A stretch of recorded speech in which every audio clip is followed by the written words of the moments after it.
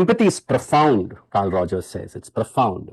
And to understand empathy, you got to understand it as a projection of human feelings. It's a projection of human feelings on art, on people, on context, on events, on everything. It's a projection of human. The meaning that you give. Empathy is to see things without that meaning. Empathy is to see things without that analysis, without that control, without the need to change something. So what stops you is the effective relation of being neurotic, of being psychotic, etc. Empathy has to be profound, and that's the difference or the description between a meaningful relationship and chaos. So the difference between a meaningful relationship and a chaotic relationship is empathy. The key distinction factor between both is empathy.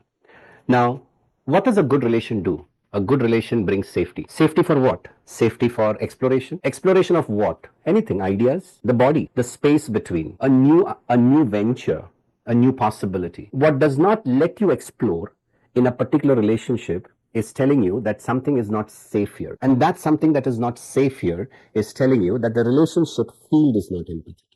What does empathy really bring for the client?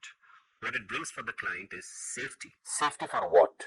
Safety for them to open up their world in front of you. And after opening up the world in front of you, they can decide which part to take and give it to you. Then they can decide not this part, but this part. And then there is sufficient time and space, that is empathy, for them to look at what they brought out for you so that they can put a language pattern to the nuances of that part which is bothering them. So empathy gives the person safety for exploration, space and time for them to decide what to explore those nuances. Empathy is not diagnostic. Empathy is not evaluative. Empathy is the safety that the client accesses so that they can explore, present to you, so that they can open up and they can access those nuances and put linguistic patterns, understand their strategies, understand their narratives, understand the roles in which they were stuck, understand the age in which they were stuck, understand what takes away their here and now, meaning what triggers them. The moment the client can do this, they can evaluate,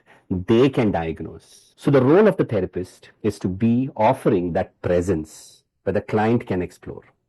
Unless your client is neurotic, unless your client is psychotic, then you got to step in evaluation and diagnosis. But if not, you don't need to. So empathy is not evaluative and empathy is not diagnostic. Yeah. So the difference between a marriage, the difference in a relation between a parent and child, is it safe? Is it holding? Is it meaningful?